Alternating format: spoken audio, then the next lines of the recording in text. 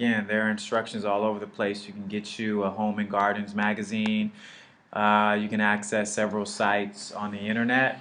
You can get books from the library and just figure out how you can plant your own vegetables. So, what we were successful at planting this year, um, I can't remember the name of the squash in Mexico, but it's a really big green squash. Okay. So, we had these grown in our backyard. I didn't bring any, but um, I think they're called chayotes. If I'm Okay. not mistaken, it's called chayote. It's a squash. You know, Um, like and but I may be incorrect about that, so don't quote me. I may have to look it up on our break, but it's a big green squash. Um, Also, we were successful at growing some tomatoes, and we actually were successful at growing some potatoes. And Okay. actually, I think that is the mission this week. Yeah. Even though the season's not right to where we could show you, how fertile it is to do during the correct season. But if you can get you some sand and get you a relatively good size wooden box of some sort, Okay. you can plant you some potatoes. Okay. And like Luna had told me, she said, you have to plant potatoes in sand. Even if you go outside, you want to put sand into the mix so that they're easier to pull out of the hmm. ground. Let's start um, planning. you know what I'm saying? Um, I'm trying to break it back, pulling out potatoes. That's I mean, it's important. Like this information is very important because think about what if all the grocery stores said we're closing and locking our doors today. Oh man. You know, how many of us are going to be able to do these types of things to survive? Look at Hurricane Katrina. Right. You know, Right. True indeed. Well, look what happened when they shut down the EBT and people couldn't buy the thing. Right. Man, it was a serious thing. And not only that, what were they saying? Grocery stores only carry 2 days supply worth of food at any given time or something. Right. Yeah. So if they shut down, because I know my people. People are like, man, I don't give, nigga, I'll kick the doors in and get my food. But all right, so after you and 100, 200 other people do that, how much food is going to be left in that grocery store? What Right. are you going to do on day 3? if you make it home, in one piece with that food and things of Man. that nature, Man. Yeah. why not have a backup plan already in place? Right. True And indeed. maybe you should go into how that process feels when you Mhm. actually connect with you know Oh, okay. Yeah, and you get to eat the Right. the fruits Yeah. of your labor. So I mean, first of all, we were successful at growing some tomatoes, and I want to make sure you guys don't think I'm living on this large tract of land. I mean, I'm literally living in a backyard. I have a backyard, and it's a really small backyard. we'll But show you all the real but, pictures. I know, but uh, the tomatoes taste completely different. You know what I mean? And I don't think some of us remember that tomatoes have seeds in them. So I mean, if that's one of the things. Yeah. If you're eating fruits and vegetables, and this has been stated on the show, that don't have seeds in them, yeah, that's probably been grown in the laboratory. Um, and one of the things that I think just kind of comes out of that is just the freshness. The taste is completely different. It tastes more earthy, not dirty, but it tastes earthy. So, like, if you eat a piece of lettuce from a grocery store that's not really bringing in current produce or quality produce, the spinach is gonna be wilted when you put it in your mouth. You're gonna taste it as like, yeah, it's spinach. Yeah. But then if you eat some freshly grown spinach, there's gonna have a crunch to it, and the texture is gonna be different. So the whole idea of just being able to get some things out of your own backyard, it does give you a better sense of freedom and independence and actually education. You know what I mean? Yeah. I would Um, even say that, and for all my people who like to party, good food will actually get you high, right? So That's true. there's a for all my people who like to get into that kind of stuff, man. Eat some good food, and then you just drive around with good food. And cop stops you, like, no, I don't have any drugs except for this lettuce and tomato. You want a sandwich? Right. Right. But so and not that get you high in a weird way, just that it'll Charge you up. yeah, exactly, and you'll feel special, right? And your brain will be lit up, and your eyes will be bright and bushy tail, right? You'll be ready to go instead of like, oh yeah, I just ate this meal and I spent like $80. I feel like crap, but it was a nice Right. restaurant. Right. True indeed. So, what are the solutions in terms of access to food and things of that nature? Why don't we get into the idea of just in terms of both because my brothers are vegans, I'm not, you know what I'm saying? But I just want to pass it over to both of you. What are some solutions to not having access to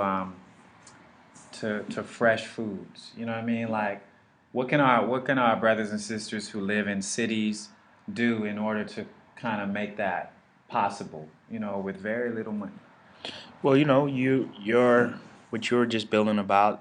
It really just shows that you can grow fruits and vegetables anywhere. So you got to think about it like the people who live on this planet right now are like what 1% of the actual people who have ever lived on the planet, right? So for us to have survived, we had to have been able to deal with various different circumstances.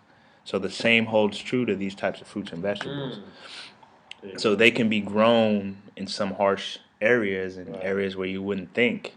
Because think about like when a city starts to shut down, some of the first things you see is the foliage growing and taking back the land and things of that nature. So the ability to grow these types of things is you can grow them just about anywhere. So I think just there's millions of videos on YouTube that show you how to do it.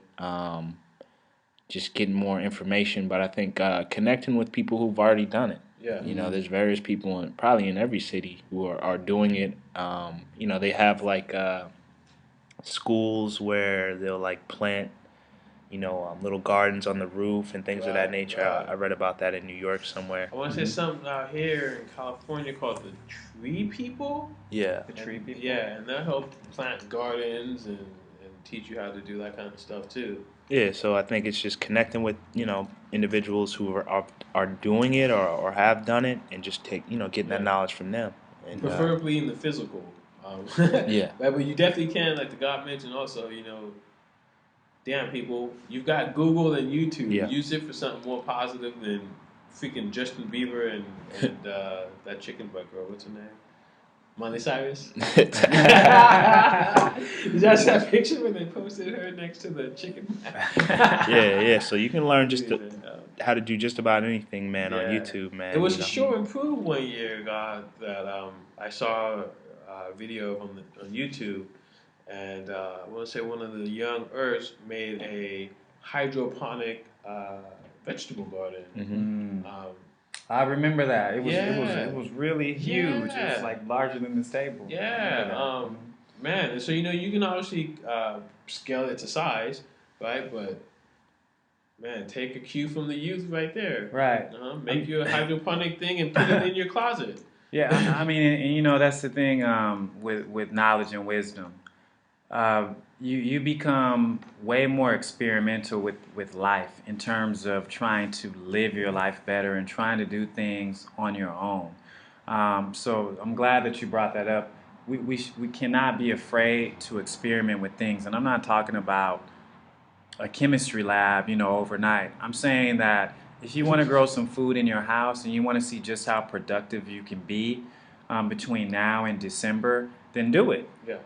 Get some pots, get some, because, my black woman, she uses, a lot of times she'll use the, like if we get some margarine or something or some sort of plastic container, she won't throw those out. She'll just keep those and then she'll use the dirt or the soil Yeah.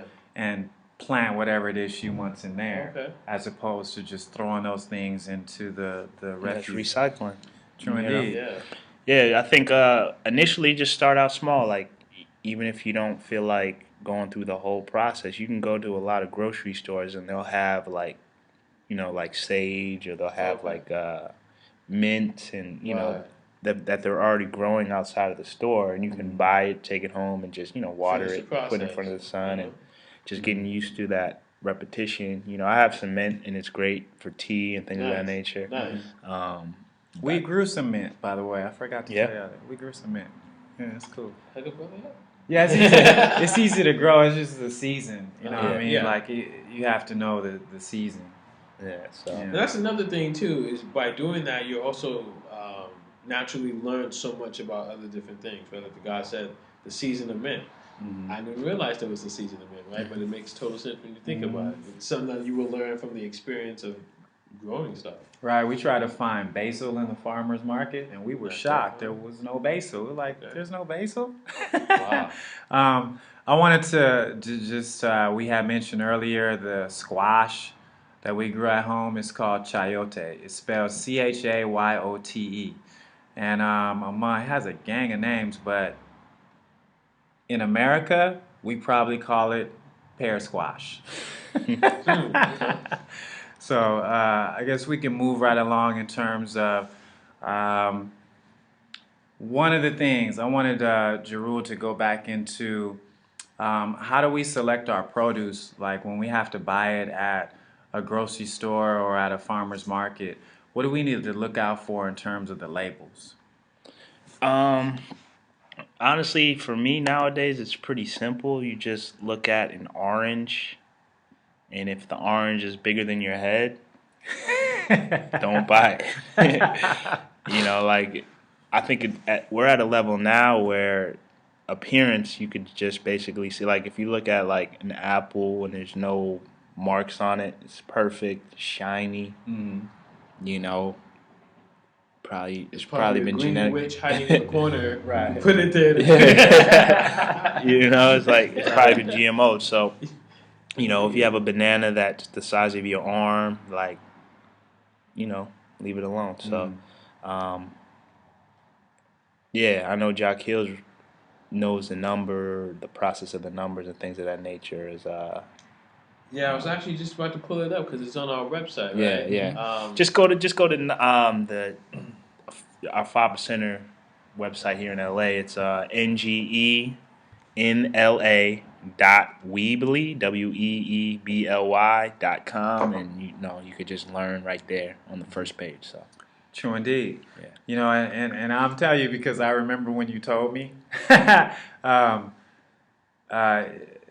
9, if the label Yeah. begins with the number 9, which in our mathematics is born, so it's nothing ironic here. That would be considered the best choice, and then because that means it wasn't treated with any pesticide. A 4 means that it was treated with some pesticide, but it wasn't as severe. You know what I mean? As say some of the other numbers Right. you could You get. can basically wash it off. And Right. it'll be good. Good scrubbing. So definitely. And then the 5-digit one, and if it starts with 9, that's how you know it's organic. Can you say that one more time? Yeah, That's so so- I can remember. The 5-digit number, starting with 9, means that it's organically grown, and so you can just pick it up, dust it off, and have at it. And this is for your produce, you know, everyone. Definitely, it's always good to do these types of shows with these brothers because I'm telling you, they dig into this. Before we go out, I do want to mention how important it is to talk to our elders. So, what do some of just all of us? What do we remember? Some of the things our elders used to do to vitamize our lives. You know, can any of you remember some of the things maybe the elders in your family did in terms of maybe growing food or Man, I was just what thinking, they did in the house? we were talking about the growing tomatoes and potatoes. I remember my mom broke off a stem from a potato or something and put it in a cup and some water. Mhm. And then, you know, I came back, what seemed like a couple of days. Obviously, you know, kids lose track of time, but we had a little potato growing in the house. So, yeah, you know, that being said, my mom does have this weird green thumb ability where like, she can plant anything, anywhere. That's To great. grow. But, yeah, definitely. That's one thing Man. that off the bat I thought about was, man, you know, my mom already showed me how to do those kind of things and just made it real easy. And you know that's the thing about living in an industrialized society. We tend to forget those lessons that we were given early on because when we get into school, the process is not repeated. You know, my son might come home with a plant one day, but he's never gonna come home with bags of groceries or vegetables. Like, hey, look what we grew over the last year. You know, and if that happens at your son or daughter's school, man, let me know. I want to send my son there.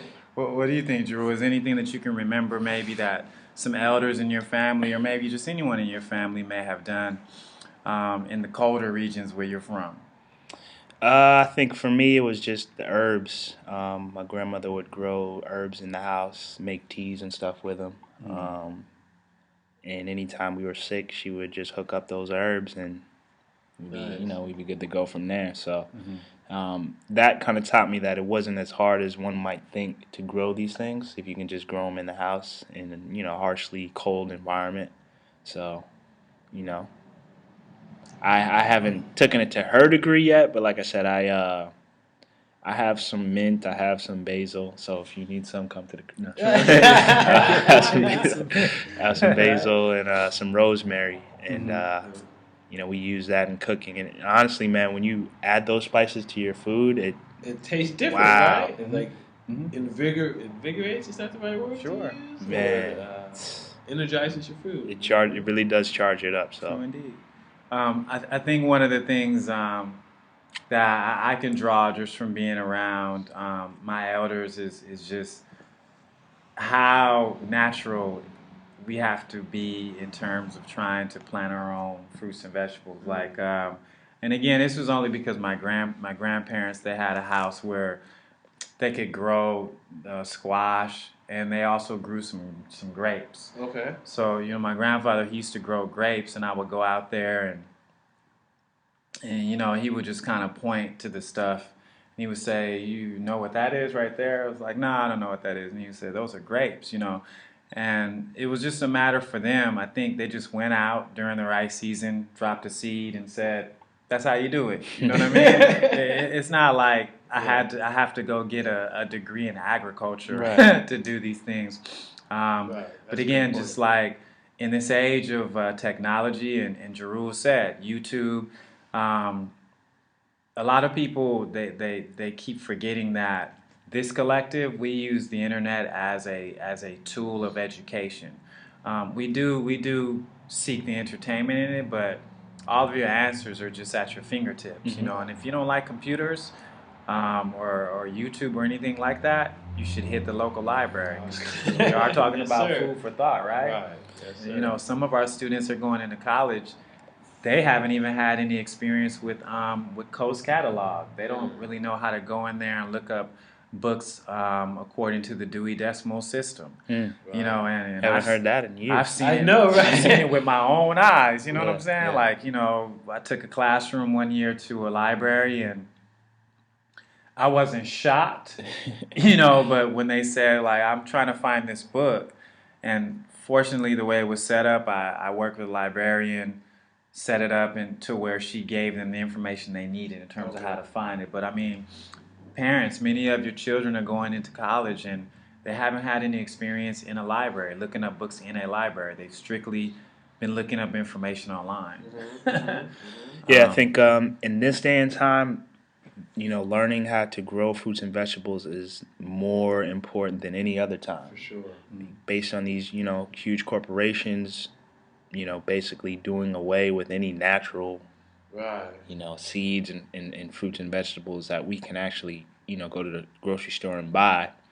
It's going to at some point revert back to us growing our own food anyway. So why not have a step on the game now? Even if it's not in our lifetime, it might be in our children. So why not learn now so you could teach your children so that they can survive, when the time is necessary. Right. True indeed. One of the things, and I can't leave this out, aside from talking to the elders, it's a really good idea if you have the opportunity to talk to what we consider recent immigrants. That's like an oxymoron, but let's just say you get some neighbors that come from a different country. Many of those white people. oh, no, okay. Well, you may want to talk to them. Maybe they got some farming habits in Norway or wherever. So, one of the things that sort of came to mind is that people who are really Americanized, they look at people that come to the country and they look at them like, ugh, you're an immigrant or whatever names You're you want to use weird, to or them. But those yeah. people, they come from places Chunti. where they grow That's- things. Yeah, that's the one that- chunti, and you know, they use all types of horrible words Oh my God. to describe people who basically have a background in growing fruits and vegetables. They come from places where you can't walk to a grocery store within 2, 5, 10, 15 miles. So the habit for them is we have our livestock and we also have our own produce. So much of the stuff that you can learn from recent immigrants, you know, is really simple. They'll just tell you how to do it. You know, if you build a really good relationship with them, they can tell you how to grow all types of stuff. Yeah. Yeah, and I think it's Yeah. important that when people do come from other countries, that they don't get caught up in the Americanized way of thinking Right. and lose that foundation that really you'll probably get outside of America more so than you would get it here, as far as that knowledge and really know-how as it relates to survival and the things you need to take care of yourself. You know. Yeah. I would argue that most places that are not westernized, you'll learn Yeah. how to do those kind of things that like they'll look at you funny for not knowing how to you know what I mean, how to do Right. that. Mm-hmm. Yeah, Yeah. that's a great And we live in a skill to have. system that, you know, it wants the people to be totally dependent on them. Exactly. You know, I mean, Right. totally dependent on them. One website that I've been hearing about this group for many years. They're called the South Central Farmers. They actually have a website that you can log on to, and they have a listing of all of their locations where you can get boxes of vegetables and fruits all throughout California. So, you know, it's a really good idea to check out their website. They actually, you know, deliver their produce to you, or they have sites where you can go pick it up. So check out the South Central Farmers website. Those of you who live in California, or just check out some farmers markets in your area, especially back east, man. Like, you guys have quite a display just out on the street of people selling fresh fruits and vegetables. You can Yeah. find it here too. I mean, you Sure see do. trucks, back of trucks, where people, you know, have Yeah. their own stuff that they've grown and things of that nature. Yeah. You know what it is? I think there's that Rolling through stigma. with the oranges, huh? Uh-huh. Yeah, Yeah. but you know there's that stigma. It's like, oh, why am I gonna buy it from this dirty back of the truck when I can Yeah. go to a nice, clean, pristine grocery store where the light shines on my apple just perfect, calling my name from across The time sprinklers. Right. The synchronicity of the water. dripping Right. from the- you know, it's just, why would you do that? But so yeah, I think if people get over that stereotype, you know, those vegetables that are in the grocery store ultimately came from a similar place that the ones in the farmer market came from. The only difference is what you get in the grocery store probably came from Chile and was shipped from over there to over here, so you lose all that time and travel, right? Whereas if you get something from the back of the truck, right, that was locally grown, and so you're not losing any of the freshness or of your food because it's from right here to right here. And it doesn't have to go very far. Right, and I know there's this brother that from time to time, I mean, and I say time to time because when people have access to organically grown foods, you don't see them selling them in your neighborhood more than maybe once or twice a month because that's just how crops go and it depends on the season. But there's a brother that would drive through with oranges. You know what I mean? A big, like, fresh oranges. And I mean, they were fresh oranges, man. And he would just come through and we would buy them, you know, but we don't get to see him every week, you know. So look out for those people, man. I mean, you can go to Ralph's, but I would rather go to Rafael. You know what I'm saying? Straight up. Styling with that accent. So, does anyone else have anything to add before we go to our next break? No, I mean, you know, just support your local grocer, farmer, because the grocery store is not really buying from that dude, right? And so what you're initially saying with your money is that you'd rather support a big corporation than the dude down the street from you who actually needs your help. You know what I mean? And who's actually providing a service for you. So, and I want to say something else too. The guy kind of threw it out there as a joke, but he was like, yeah, you know, I got the sage and all that stuff at the rest. Come through if you need some. And, you know, people should start doing those kind of things, right? Barter, okay. You go that, I'll go some potatoes, you go some tomatoes, and we'll come together and make a bomb ass salad, right? That's real. You know, and so it's not so taxing on one person. You don't have to grow a whole damn garden, right? We should do it, all three of us. That's Sure right. indeed. Document it, and then okay. Yeah, we gotta wait. We gotta wait for certain vegetables for the season to Yeah. come back in. But and this is a funny thing I forgot to mention. Like we don't at our house we don't spray any pesticides or anything to keep the bugs Oh away. no! Heck no. No, there's and I think this is where this is where the experience comes in. I have a client that I used to train that grew a whole garden in her backyard. She had collard greens, tomatoes, anything you can think of. She really has back there. But some of the things she learned through that process is that you have to elevate certain fruits and vegetables higher to keep from the pests and things of that nature getting to them and stuff like that. So, there's a different type of knowledge that comes from experience that she gained, and I think it allows you to have more respect for that process. Right. More respect when you eat your food. It's not like you just Right. tearing Shove it up, in your and you know what I mouth. mean. Yeah, you take a bite like, that is Yeah. damn good. Whatever Because you the would go. work went into it. Yeah. You know what I mean? It's not like you just go down, swipe your card, and go back home. Like there's an actual process. So Well, on that note, when we come back, we're gonna talk to you about clothing. Peace. peace. Yes.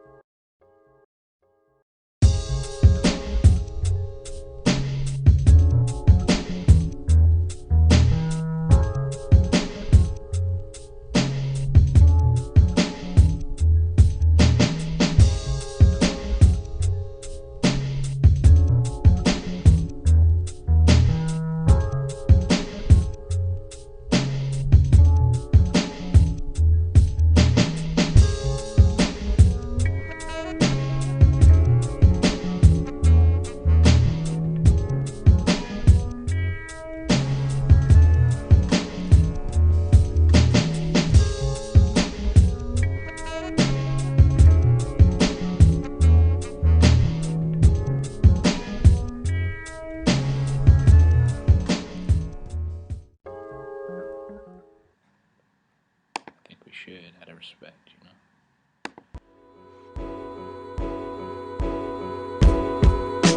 The people, the people, the people, the people, the people, the people, the people, the people,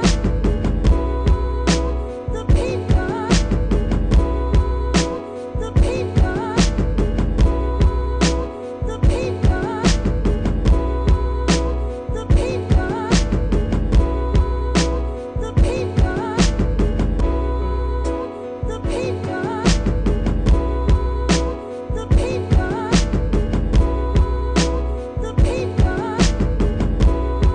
the people,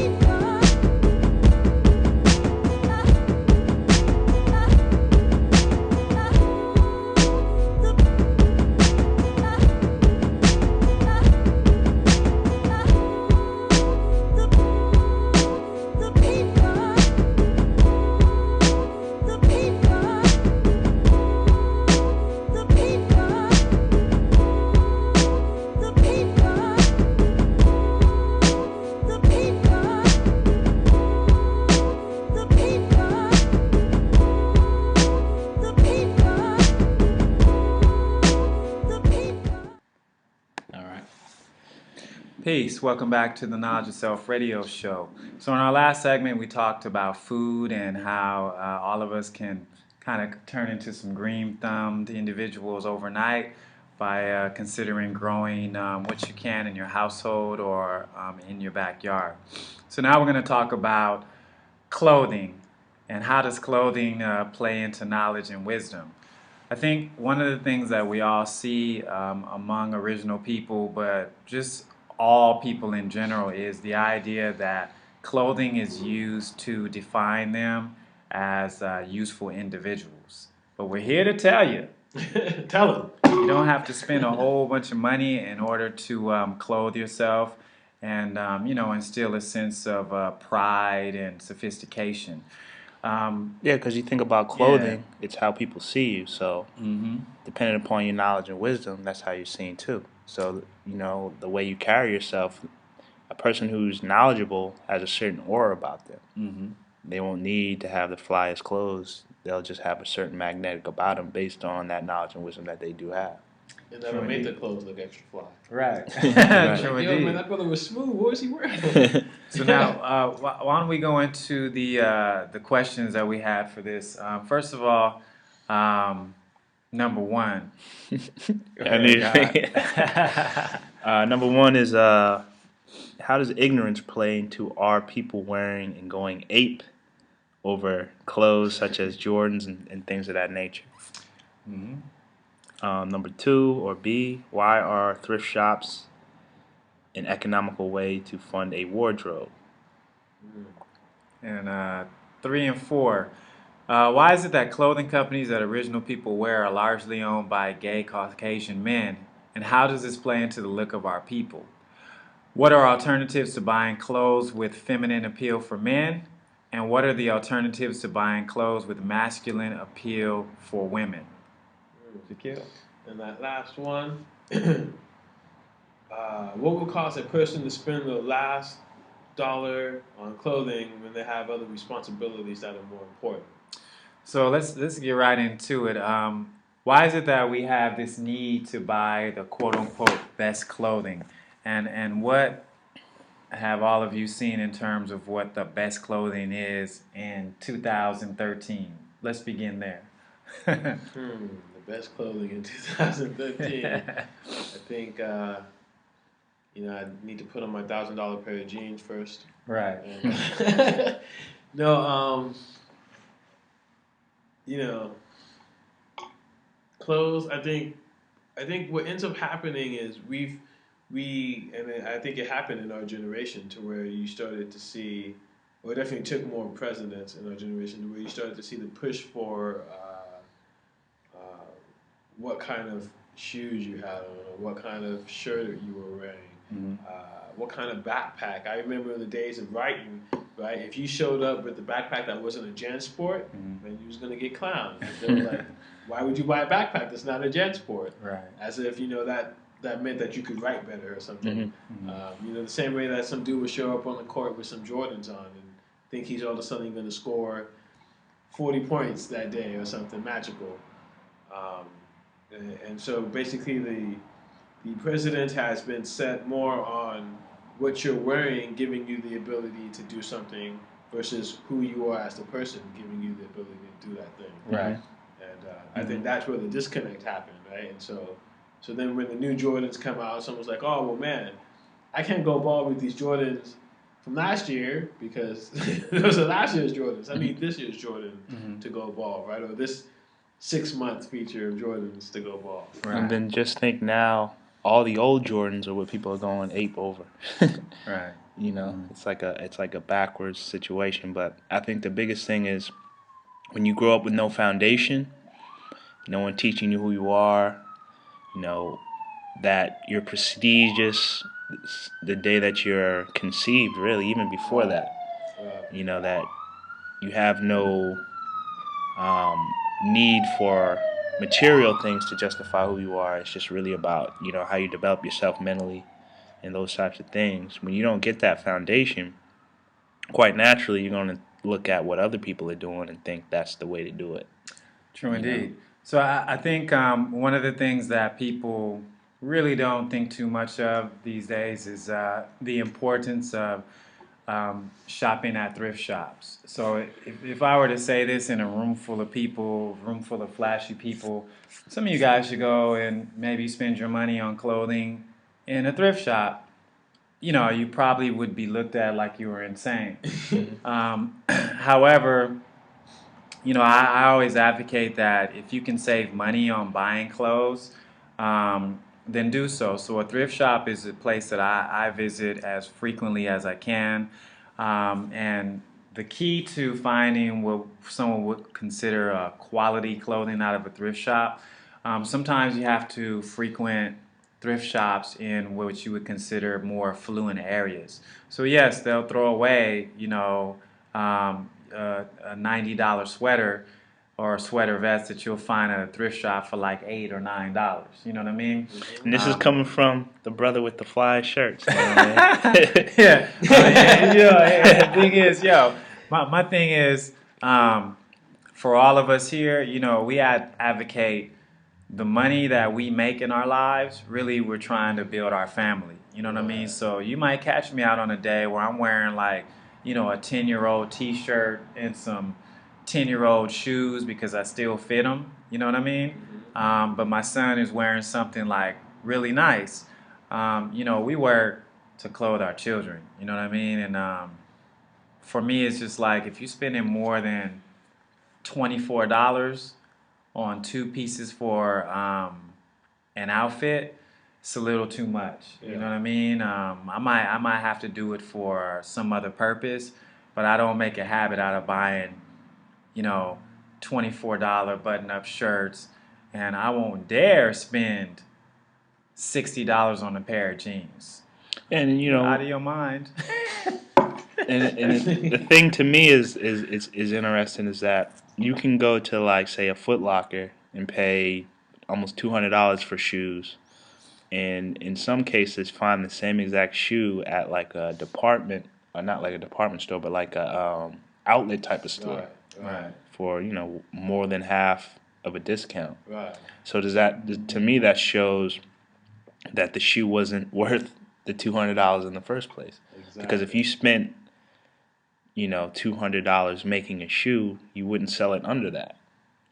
True indeed. You know what I mean? In any capacity. And they have quite a few stores where there are outlets, like Nikes. They have outlets. You just kind of have to look for them in your area.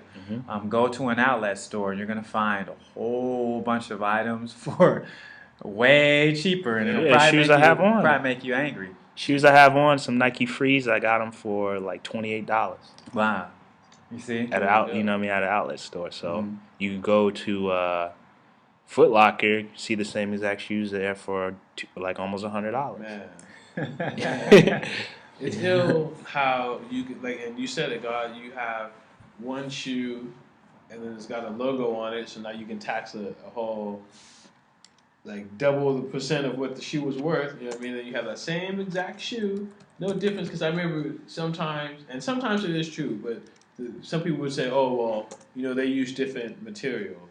That's not always the case. It's just because someone put their name on it, they embroidered it all across your chest or whatever. Now you got to pay, extra money for this dude's insignia to be written all over, which he should really be paying you because you're now advertising for this person. In any event, right, you buy the same thing without all the advertising on it, same material and all that for $20. Right. And that's the whole thing as far as knowledge and wisdom. It's the man or the woman that makes the clothing. It's not the clothing makes the man or woman. Right. You could be the most unintelligent, dark-minded individual wearing $300 or $400 suit or dress, but compared to the person who spends $50 on their wardrobe, when it comes to intelligence and progress and productivity, you can't even compare to that person. A good example would be if you think about the mob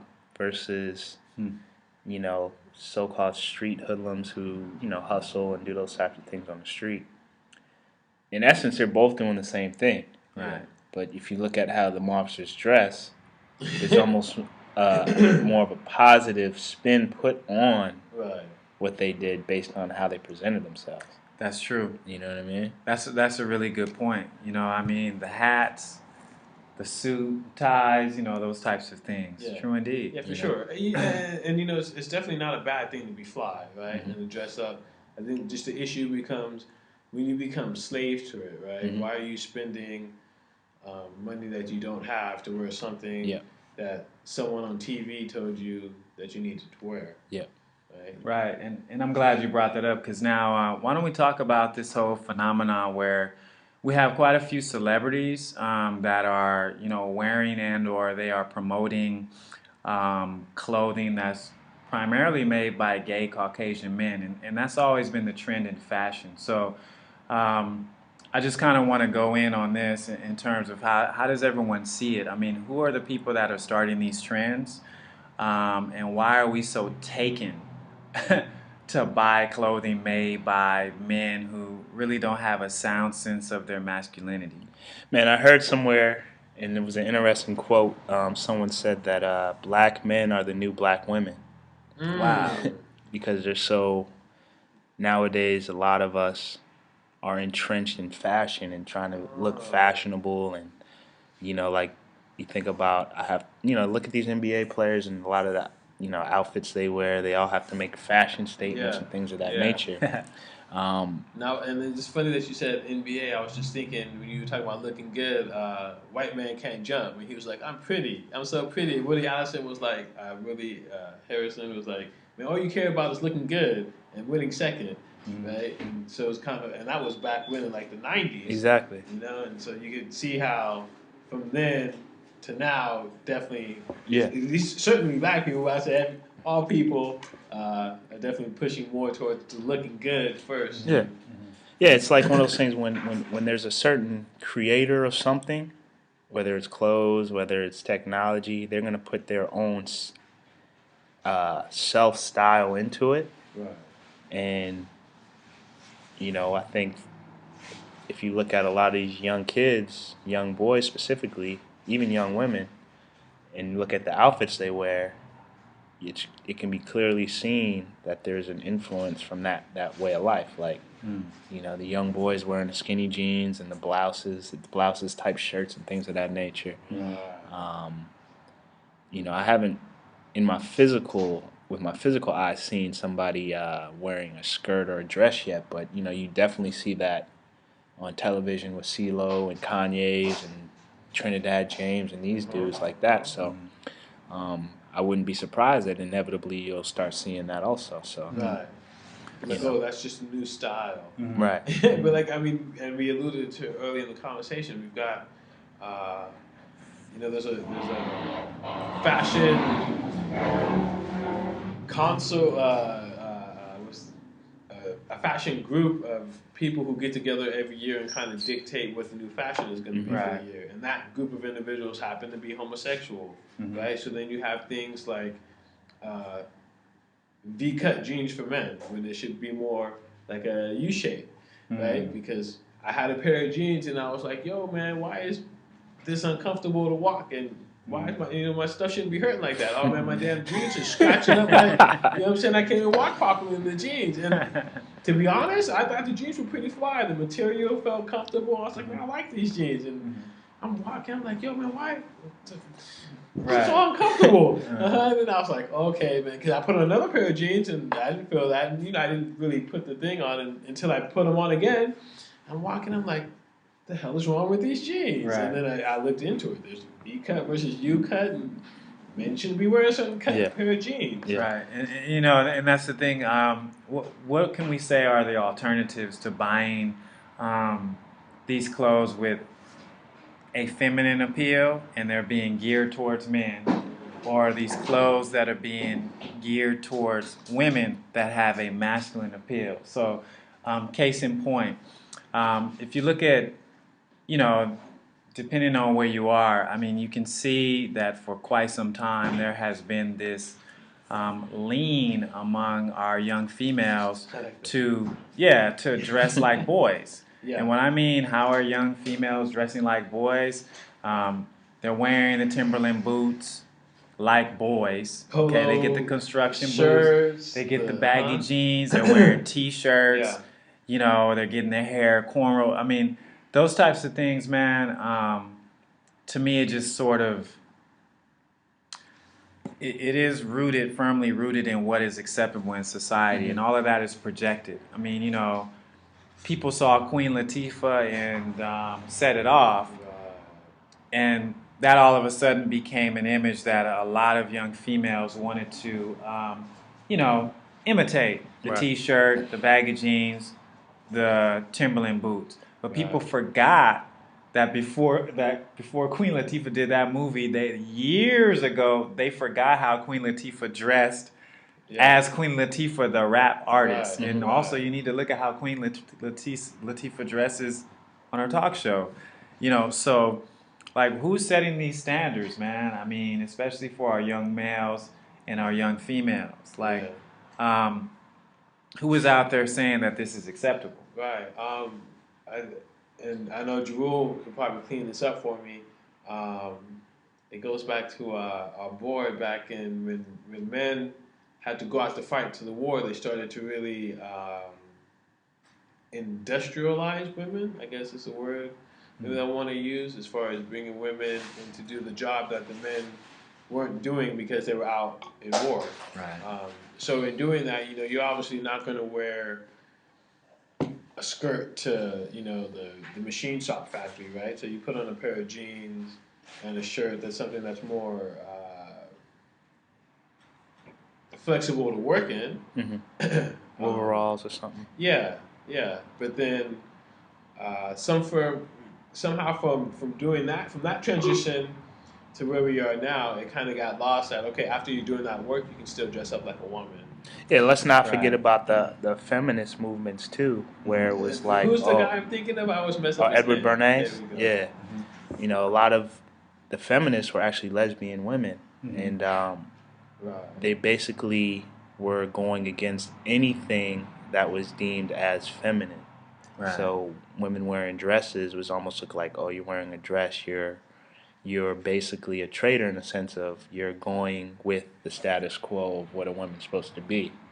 So it was almost like, nah, I'm not going to do that. I'm going to do the opposite just because this Right. is what a feminist is supposed to, you know, means how they're supposed to get down and Right, things of that good nature. point. So I think a lot of it has to do with that. And then nowadays, I think, you know, for me, it's no one outside of you should determine what fashion is, you know, Right. because you should just find something you're comfortable in. And let's be honest, a grown man in some skinny jeans is not comfortable, Right. you know. As you know, because I gave some away, right? You know. Yeah. So, I mean, that's well put. What would be some of the solutions in terms of saving money on clothing? What would be some of the things you suggest? I I know you think- did bring it out already. Okay. Go ahead. Yeah, that's cool. Now, I think there's a lot of good resources online that you can look for where, you know, people are still making jeans that are designed for men to wear, right? And then even jeans that are designed for women to wear. And there's definitely a distinct line. So, you know, you just do some research Right. online, and that's a real quick, easy one. Outside of that, if you're just stuck at going to a store, you know, damn, buy some Levi's. Right? Those are people who still make men Levi's that are supposed to fit men and women Levi's that fit women. You know, Right. Wranglers, things like that. And I mean, some of the jeans, I mean, when I go into the thrift shops and I look at the jeans, it's like, wow, they have so many jeans on the racks and they're in good condition. You're not going to go and find jeans with paint stains and, Right. you know, gas stains and everything else on them. You're going to find clean clothing.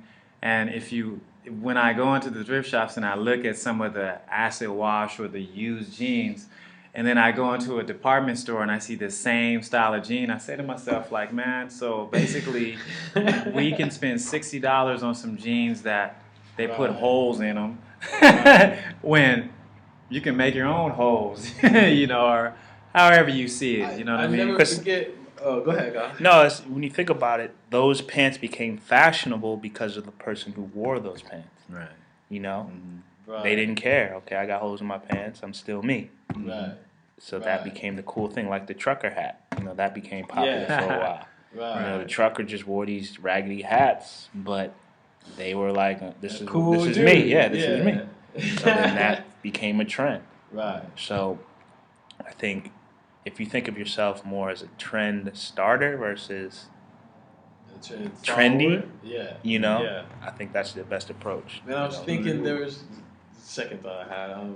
There's this commercial that I watched where it shows this young black sister, and I want to say it took her from like the '80s into present day.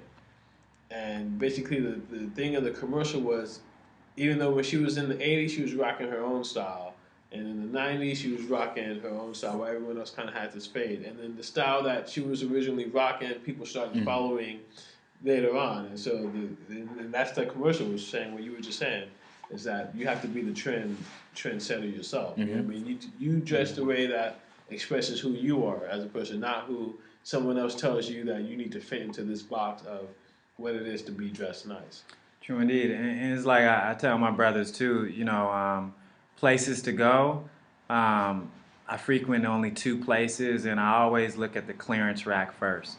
A lot of times they'll trick you, where you'll walk into a store and you'll see a shirt that you really like for like $24.99, but if you wait a few weeks, maybe a month, you go back in and that same shirt or pair of pants will be on the clearance rack. Because remember, the main thing for department stores is they want to sell things. Yeah. And if they can't sell it at full price, that's why they have most departments, most clothing stores, they always have a clearance rack somewhere in the store. So just keep an eye on that. Do you really need what you're looking at? Yes, it looks good, but do you really need it at that point in time? More than likely, no. Because I mean, there are some of my pants. Man, those pants have been brand new for about 10 years. I just can't find a shirt that's reasonably priced to match them. So definitely do that. One of the things I want to say, peace to Allah Intelligence out in Now Why we call New York. If you check out, there's at least one video that he has on there where he's breaking down time, right? And one of the statements he makes is that being who we are, being the 5%, we don't chase and run to every single trend. You know what I mean? Like when this comes out, whatever the hot stuff is, we don't run over there and get it. You know what I mean? We just kind of stay in the center and say, like all things, that's gonna fade out and come back in 10 years later. Right. That's real. Yeah, no, you're right. Man, bell bottoms, butterfly collars, low rider pants for women, Throwbacks. Yeah, I mean, all those things came back around. Man, I'll never forget my mom.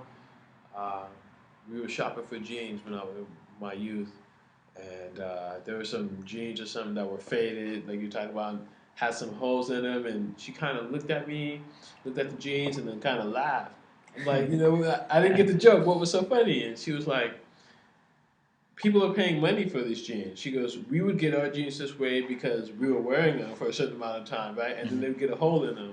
And then maybe you'd put a patch in it, right? And so those times where you see jeans that some had holes, some had like the thing, and they put the patch in there for you. And she was like, so, that we wore this because we didn't have money to go buy a brand new pair of jeans every time. But now people are buying jeans that are used, but are brand new. True indeed, God. That's a really good point. Like you was talking about fashion, things go in and out, or you make your own statements. Yeah, we're not into fashion and trades and all that type of stuff. That's not science. So I mean, I guess would there be any other solutions that anyone wanted to present to the idea of how we're kind of chasing trends in clothing and spending a whole bunch of money on things that are pretty much high priced? Yeah, I think there's a lot of young, up and coming, fashionable designers that are local that you probably could connect with who are putting things together. Some of them are outrageous, some of them are more subtle. So maybe looking there, it comes back to the great Google search. Take a Google search of people who may be independent, businesses, making clothing and connect with them. Yeah, and get out in your communities, man. 'Cause you said it. There's a lot of people probably locally next to you who are, making shirts or designing pants or whatever, who may be like right down the street from you. So get out and explore your community and interact with people. There's other people who are just like you who don't want to spend a lot of money to look fly. Like find those people where are they shopping at. Right. And, you know, one of the things I would advocate if I had a daughter at some point, try to figure out how you can make your own clothing. You know, especially those of you who are seamstresses. And once you learn, I mean, I'm specifically talking to young ladies because I think by far the women consume more or buy or spend more money on clothing than men on average. Well, nowadays that might not be so true. I know. it's Maybe we can look that up and try to give that to them. Yeah. But for the most part, you know, for those of you who are raising daughters, you know, definitely try to put them in a situation to where they actually need to learn the basics of making their own clothing. Because for all you know, you may have a fashion designer in your midst. Right. You And then know. it comes back to, what if they say we're not putting our clothes in stores anymore? What are you gonna do? Indeed. Can you sew? Can you make sure that if your pants get a hole in them, you can sew it up, or your shirt gets a hole in it, you can put it back together? Right. You know, there's certain things that, you know, our elders had as far as you know, crafts, and as not even crafts, but just as a foundation that has been lost and not really taught to us. Like, you know, it might have been taught, but we're not really practicing it. So I think Yeah. inevitably it's going to go back to that point. So why not Yeah, have ahead of that? the curve. Exactly, have that in your arsenal now. Yeah. Yeah, learn from the Amish. Yeah, So- no doubt. I mean, you got to think about it. Back in the day, right? You'd buy, what was it? You know, you'd have like one nice pair of pants, 2 different shirts and a jacket, right? Or maybe 2 pair of pants, and I'm talking like dress clothes, right? And you just kind of mix it up. You know what I mean? Or you'd hem your own pants, and so then that way, as you grew. You know, you can adjust your pants up. So now that way you're not buying a new pair of pants every year. And I think part of that is, and definitely with our generation, we've gotten to the point, and not just with technology, but kind of with everything in general, we gotten to the point to where everything is disposable, right? Right. So, okay, I already wore this shirt for 2 days. Go get another one. You know what I mean? Or Wow. these pants have a hole in them. Just go get some other ones, right? Where back in the day, like, where do you even buy an iron-on patch? I haven't seen an iron-on Where patch. do you buy iron patch? I can't find it. And I had some when I was younger because you know how it is with kids. You get holes in your knees from playing and doing stuff. And so my mom would put an iron-on patch on my clothes instead of buying me a whole new pair of jeans. I don't know where you buy that. So that it's the mentality that's different now, right? Instead of buying a patch, just go buy a new pair of jeans. True indeed. So don't stretch yourself. When we come back, we're going to go ahead and talk about shelter. So until then, peace. Peace.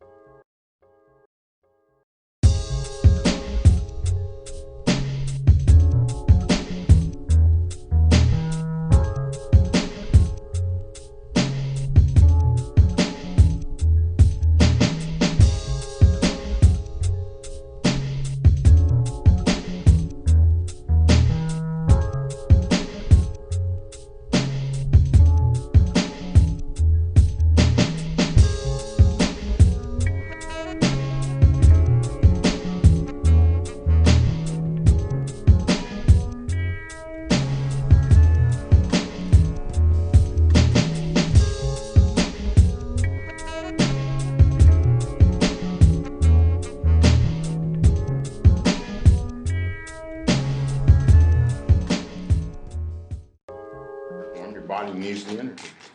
Nah, not everything.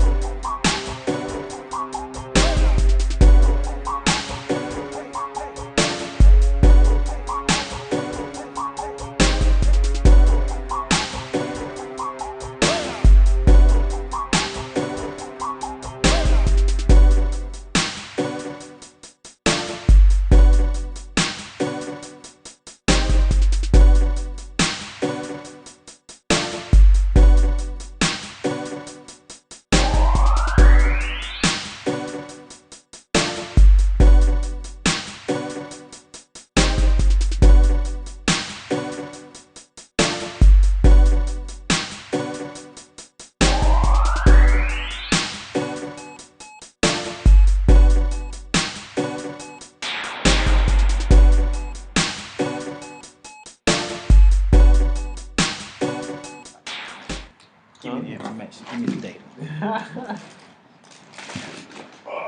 You ready? Yes, sir. Let's go into shelter.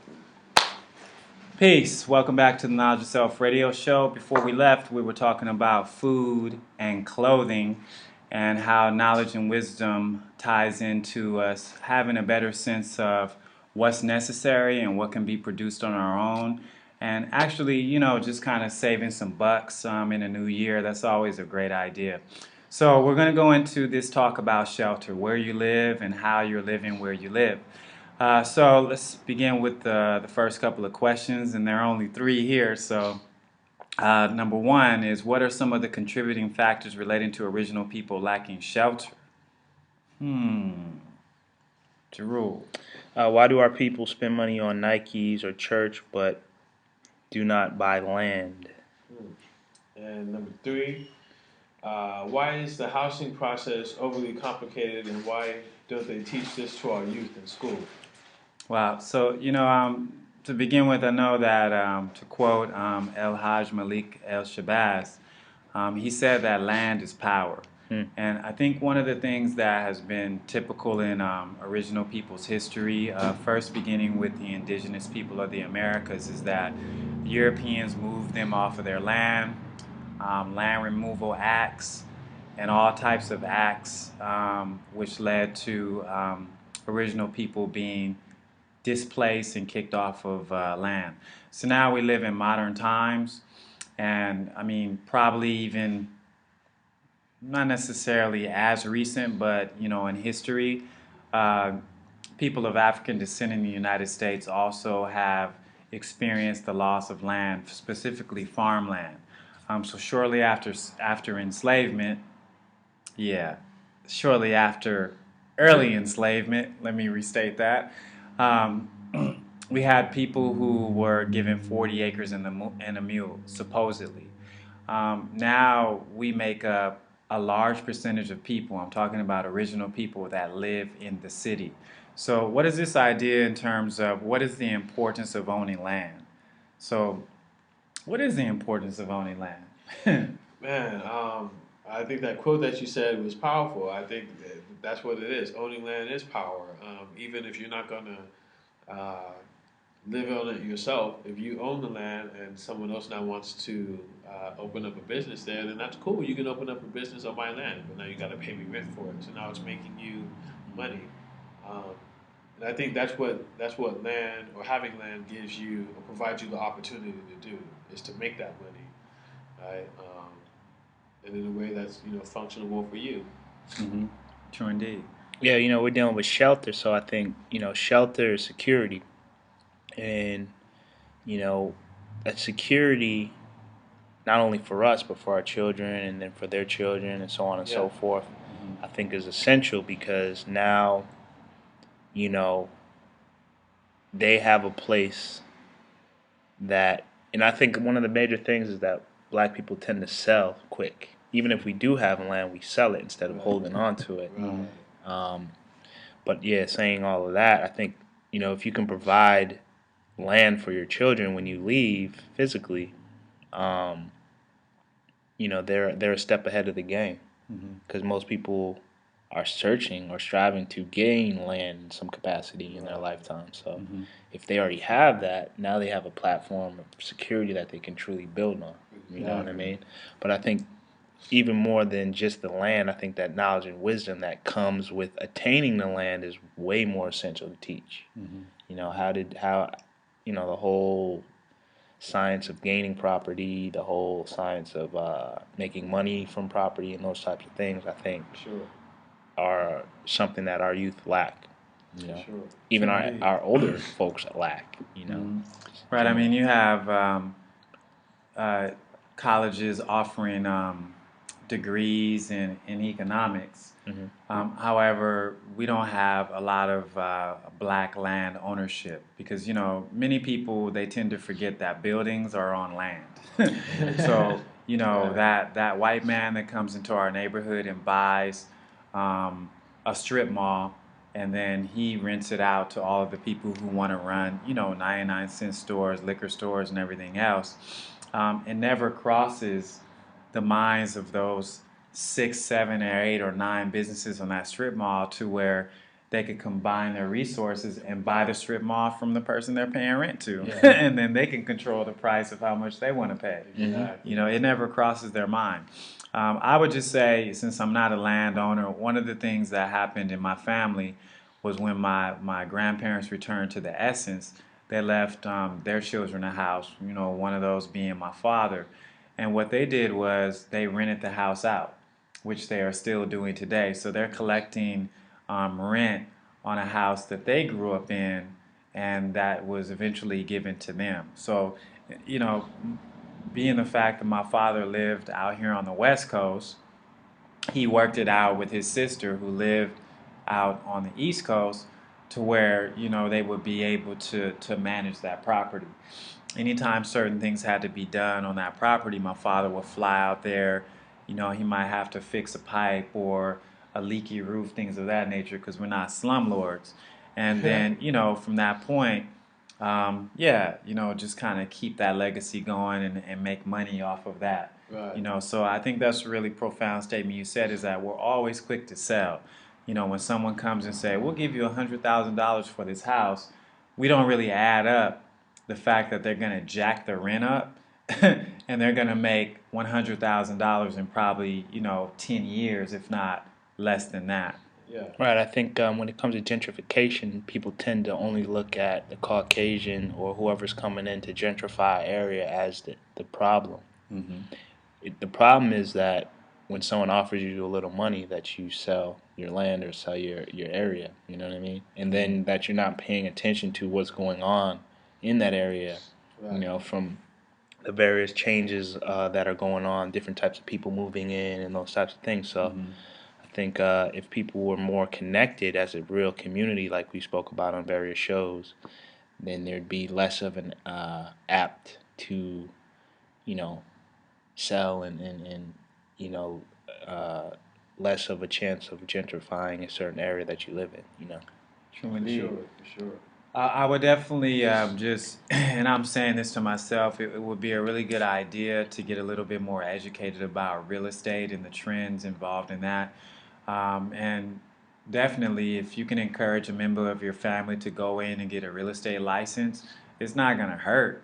You know, you may not go out there flipping houses overnight, but at least Yeah. you will have the tools and the knowledge at your disposal so that when you have enough equity and things of that nature come together, you can always look into just buying, you know, a really small, meager house and then renting it out. No, definitely. So what's the difference between renting and owning? We can always speak from experience. Making money and burning money.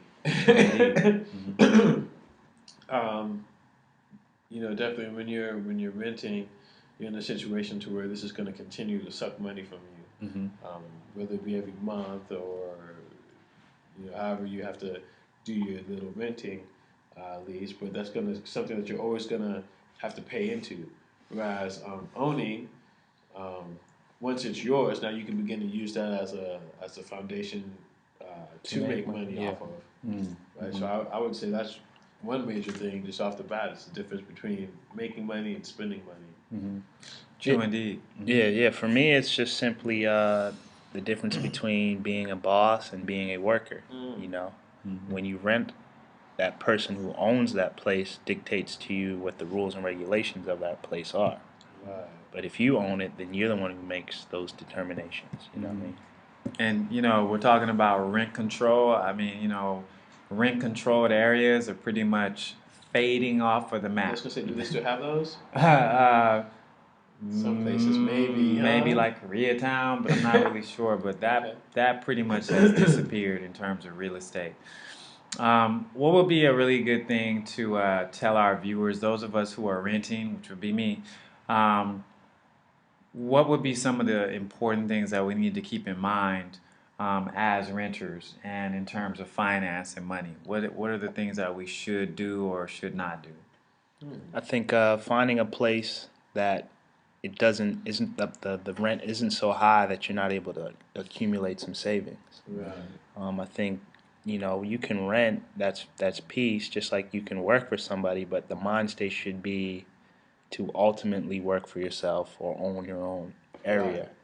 If that job or that, you know, place of residence is hindering that process, then it's time to really think about what you can do to make sure that it's not hindering it, but it, you know, it works with what you're striving to do is in the Sure. long run.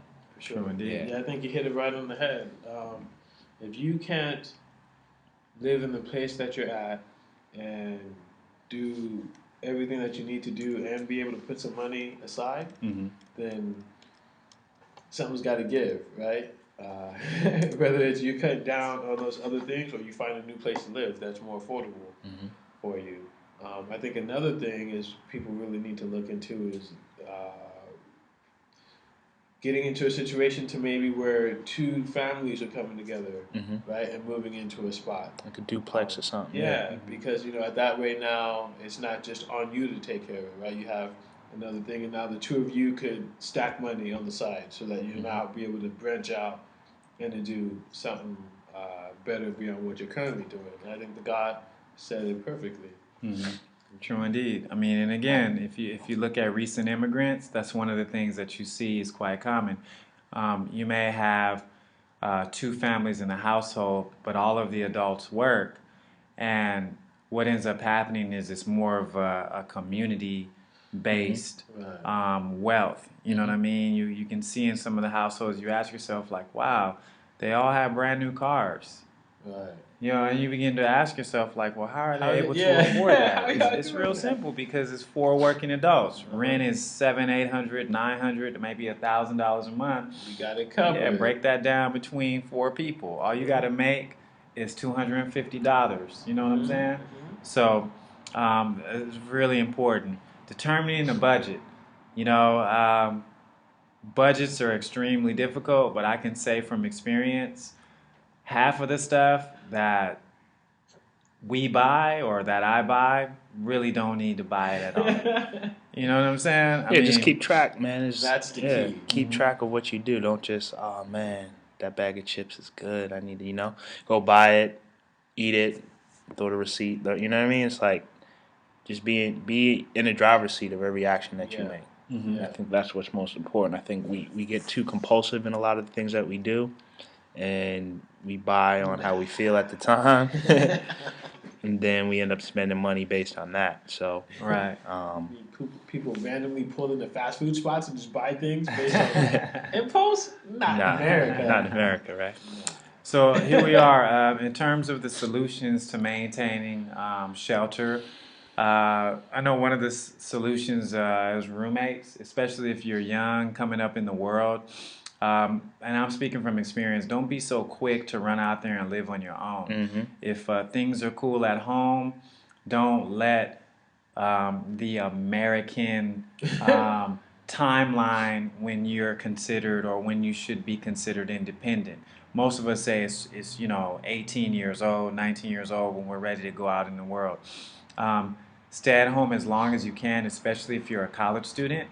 Save up your money. That's the bottom line. Yeah. You know, Yeah. and then when you're ready, you finish your degree, go on out there and do your thing. Right. You know But what I that mean? doesn't mean that you stay at home and you don't add on, right? You need to definitely be a successful part of, not successful, but you definitely need to be successful. Integral, yeah. You need to be an active part in whatever cipher it is that you're in. So if that's at home, if you're not bringing any money into the house, then that house should be very clean, right? Or you know what I mean, things like that. But try to don't Blood suck. right, exactly. And put the load on someone else. You definitely need to step up and do your part. But I think that's definitely a good thing. I mean, if you just look at the practicality of it, at 18, what kind of job are you going to get that's going to provide you enough money for you to live in a place by yourself? I mean, that's just effing stupid. Right.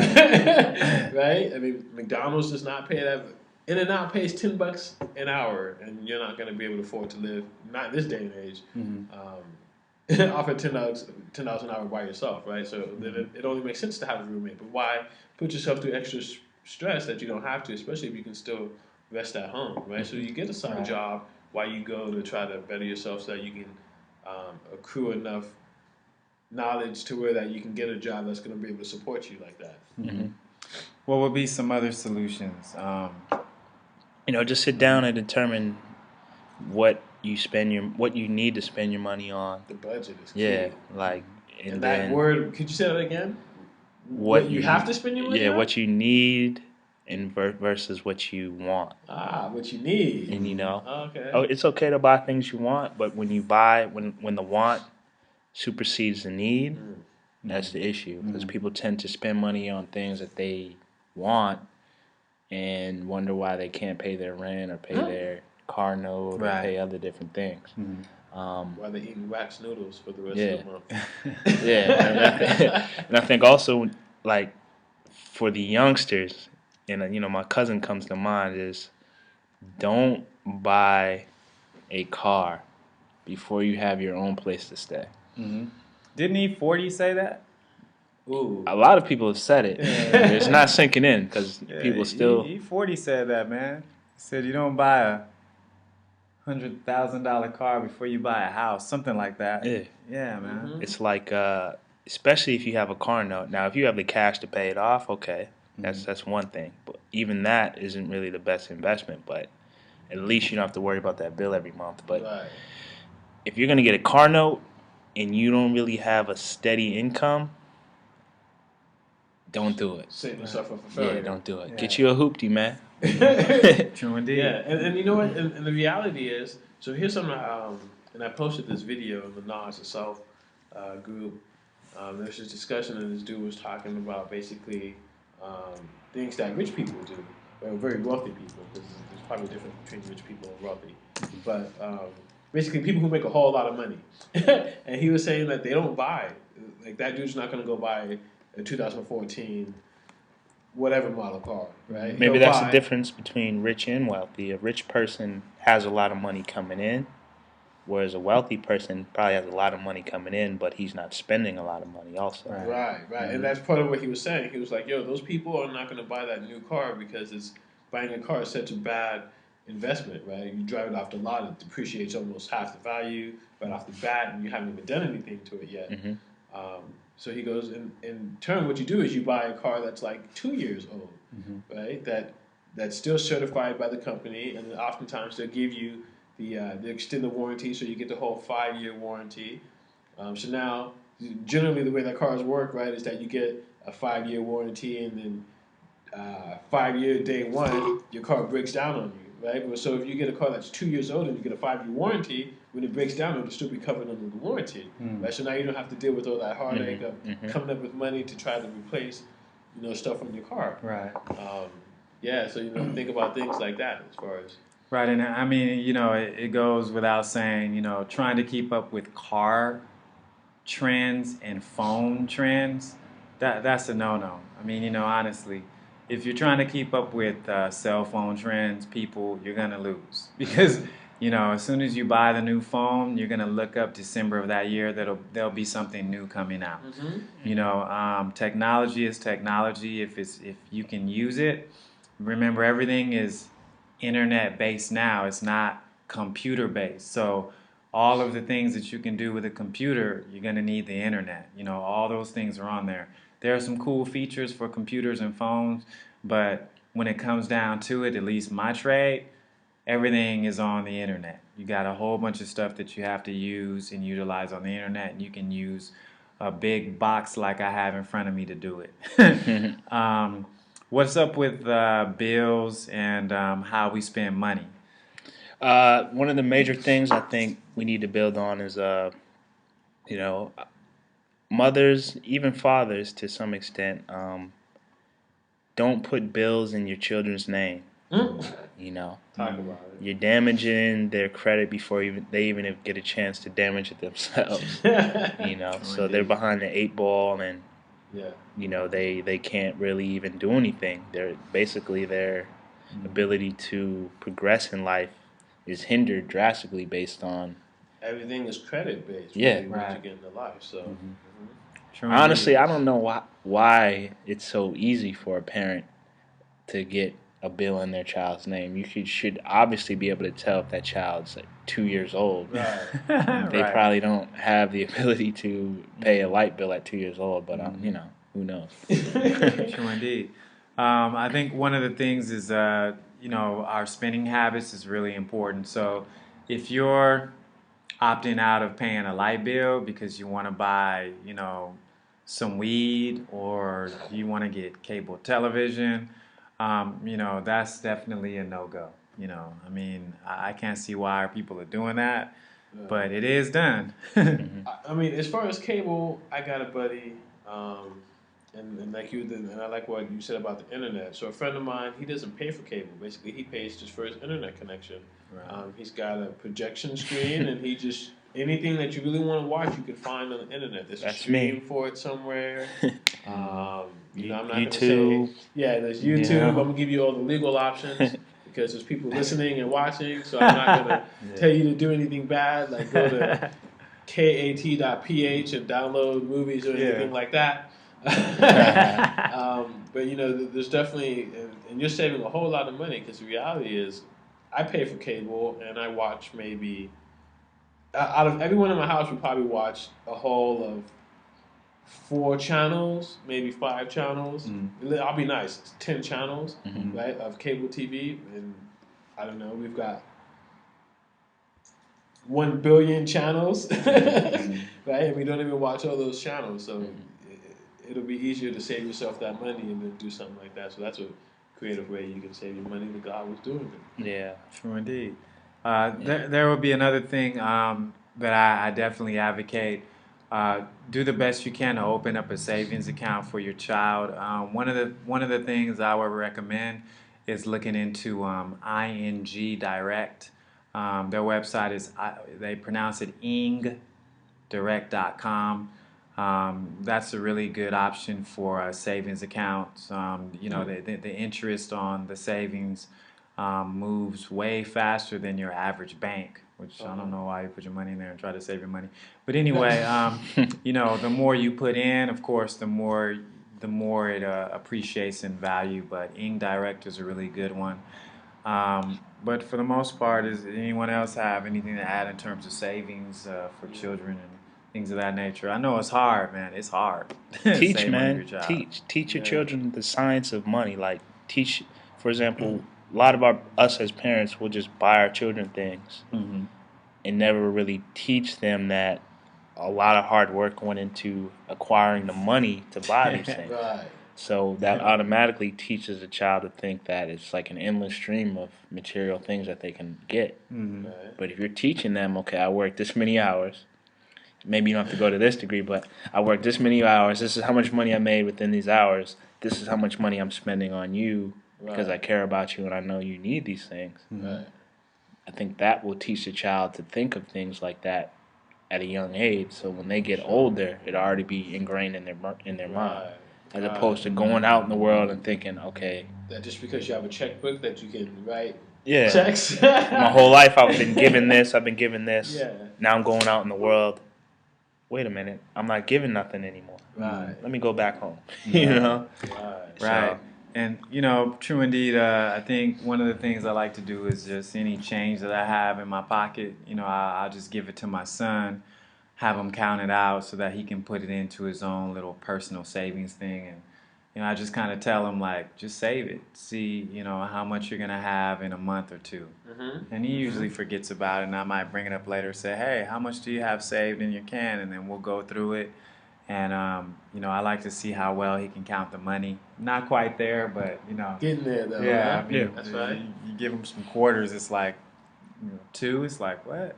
Yeah, and then when you think, like, if you're teaching that way, it's great because now you can say, okay, well, if you make this much, every week for a couple months, how much will you make? Right.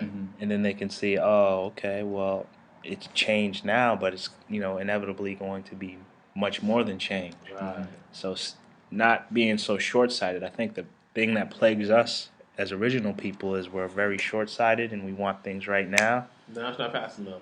Exactly. It's not fast enough. As opposed to just seeing things more in its totality and saying that it's a process. You Yeah. know what I mean? Even if you're saving $1 a day, that's So going to add up. $1 a day, You that's know? $365. True indeed. At the You know? end of the year. Exactly. And then you double that, and then you're stacking money quick. One thing that I like to do with my kids is, I definitely shoot them an allowance, and then I take away for the things that they don't do, so that they can see what it's like to lose money. You know what I Right. mean? For something that's stupid. So like, if you don't make up the bed, man, you owe me $1, right? So at the end of the week, when you're like, oh, allowance, yeah, here's $10. Okay, but now you owe me $1 for this thing that you didn't do. And I don't use the money for myself, right? I put it aside. Yeah. Ultimately, it's their money. Right? Yeah. I'm just trying to teach that lesson. But so then now they start thinking like, okay, well, man, I would have had $10, but I only have $5. All right, so now I lost $5. I didn't even do anything. Reminds me of that Cosby Show episode. Right. Oh, okay. Yeah, you didn't see that one? Nah. Check it Yeah, out. Theo's. I think it was Theo, right? Okay. Yeah, Bill basically takes him through a lesson of living on his own outside, but inside the Okay. house. Yeah, Okay. it's dope. Yeah, you got to do things like that and teach them the value of money. And I like your example of, you don't maybe necessarily have to tell them, okay, I make this much money per hour, and da da da. But you can kind of give them an outline. Okay, if I make $10 an hour and I work 5 hours a day, that's $50 a day. 50 times 5, how much is that? Okay, great. Now how much is that for a month? Okay, now this is all the money that I make. So now when I buy you this $60 video game, how many hours of work is that going to take to buy you a $60 video game? Okay, so now you have to realize that you have to put in that much work to get that, Right. if that's what you want from it. Yeah, so I think It's those a are great lesson. And also buying your child one gift. I mean, if you have one child and you think about something special you want to buy them, just buy them one gift. You know what I mean? You don't have to buy them 5 and 6 gifts for their birthday, or 5 and 6 gifts. Christmas already passed, but for Christmas, you know what I mean? Just try to keep it within your budget. That's the best thing. Because guarantee, you can't eat a toy. You can't tell your child, just eat that toy I bought you. You know what I mean? So since we're here, why don't we go into the read, view, and do? Let's hit Jaquil first with the read. All right. So for the read, we've got Rich Dad Poor Dad, and I even think you can get the audio book on YouTube. Is available. If you just put in a quick search. So definitely check that out. Or take a page from today's book and familiarize yourself with a library, and go find it and rent it out at the library. Did you hear about I think you told me about the online library. Yeah, they're gonna take away all the books, and basically just everything's gonna be a digital copy. Which I'm gonna just go on the limb and say I think that's gonna greatly discourage or reduce the amount of people who are reading books. Just because there's something to say about being able to hold it in your hand physically and touch the paper. Yep. You know what I That sounds like something they did in Nazi Germany. mean? Isn't that right? Didn't they? One of the first Take things mail. they did, they started burning Yeah. books written by Jewish people. Yeah. I really don't like that idea. That's right. So, Timbuktu, the list goes on. sure, man. And in terms of the view, The view. Well, I know you'll be putting together a wonderful plus build because you're the king of plus builds. yeah, right. On And the growing king of fly food. shirts. Yeah, right. So be on the lookout Yeah, for right. that in the near future. It's going to be dealing with growing chiles, potatoes, and tomatoes. That's Right. a great accent too. And- guys. there you go, brother. I learned it from the best right here, True man. indeed. hey. So one of the things is that since it's the cold season, don't expect to see some bountiful harvest, but they will be very helpful in terms of you getting started when the season comes to grow certain things. If I can say one thing, everything that you grow, right, is one less thing that you have to buy, right? So That's if a you're good growing point. some tomatoes, then you don't have to go spend $4 at the grocery store for tomatoes. I mean, you can put that in your pocket, or make your kids work for those $4 and, Right. and teach them some lessons. Man, you could get a 2-in-1 with your children specifically. You could show them how much money you spend on these things that you grow, and then show them how much money they saved by Right. growing these things, and Right. that'll be a lesson that stays with them probably their whole life. Yeah, indeed. and then that money you can use, okay, so let's see how much money we save at the end of the year, and then we'll use that money to go, do something crazy. Yeah, yeah. Picnic or Yeah. do something. True indeed. That's That's a a great great build. Hmm. Great build. One thing that we suggest you do is frequent farmers markets in your area. For those of you who live in the state of California, look at the South Central Farmers website for their locations in Southern California and Northern California. I'd like to thank my brothers for putting this show together. It's always a pleasure to be with you. Thank you all for watching. And the last word, Hey, Knowledge and Self Radio. You don't have to go to college to do the knowledge. peace. Peace. Peace. Doesn't work, brothers.